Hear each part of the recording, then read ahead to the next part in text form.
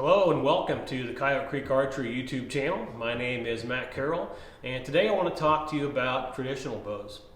There are three different models of traditional bows that I build, two recurves and one long bow.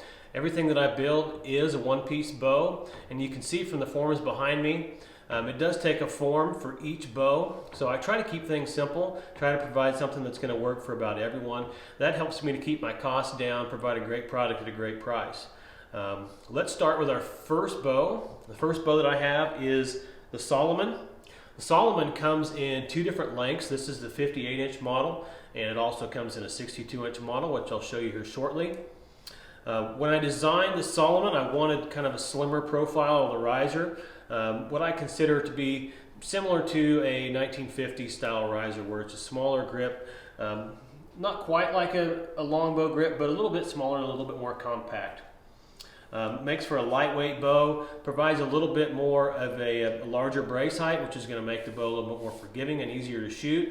This 58-inch model has a brace height of 8¼ inches, and the riser length is about 16½ inches long. Lots of different wood options and limb color options are available with these bows. Let's look at the 62-inch. You can see it's just a little bit longer. Same profile and same design for the bow. I do build all of my own strings. All of the strings that I build for my bows are made from D97 material. I use a power grip serving, and I build all of my silencers out of yarn. Everything works really well. I've had good success with all of that. And the Salomon line is just a great line.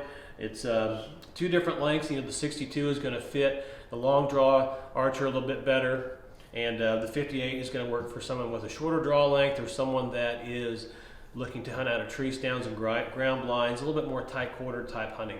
But me with a 28-inch draw, either bow works great for me. So if you're in that middle range, either of these bows is going to be a great bow for you.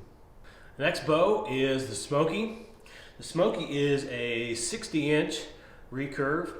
All of my bows are named after rivers in northwest Kansas. The Smoky is the closest river to me here at Coyote Creek Archery, just to the south. Again, it's an 1¾ limb width, just like the Salomon. The brace height is a little bit shorter on this. It comes in a little over 7 inches, and it's just a great shooting bow. I did add a little bit of preload to the limbs when I designed this, meaning that the limbs are set a little bit more forward. It's going to give it a little bit more of a shorter brace height and just a little bit more speed. It is a little bit quicker, but it's not an unforgiving bow by any means. Has a little bit larger riser, so my riser is about 20 inches long. It's a little bit thicker, a little beefier, and just a little bit more wood to hold in your hand. But it's a great shooting bow, and one that I really love, the Smoky bow, just the looks of it and the design of it. And a lot of different wood color combinations and limb color combinations available as well, as I talked about before. So this is the Smoky. We'll move on to the next bow. The final bow I want to talk about is the Celine longbow. It's a 62-inch hybrid longbow. Has some reflex in the limbs, which is going to add some speed and make for a very smooth shooting bow. Its brace height is about 7½ inches, and like I said, it's a 62-inch longbow. Being a longbow, it's a little bit narrower than the recurve, so my limb is only 1½ inch wide versus the 1¾ inch. The grip's going to be a little bit slimmer and a little bit more narrow, and it's going to be something that's going to be more of a familiar feel of the grip for those of you who've shot a compound more than you have a traditional bow. The longbow and this Celine is what I recommend to a lot of the new traditional archers if you're just getting started. It's going to be a little bit more forgiving and a little bit easier to shoot. It's going to be a little bit slower than the recurves, but it's still going to have enough speed to get the job done if you're wanting to hunt with it.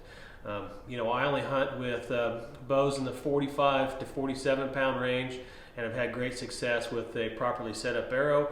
And it just takes a lot of practice and learning to shoot and getting confident in your shot, keeping your shots to reasonable different distances and those types of things. So thanks for watching this video, folks. I really appreciate you tuning in.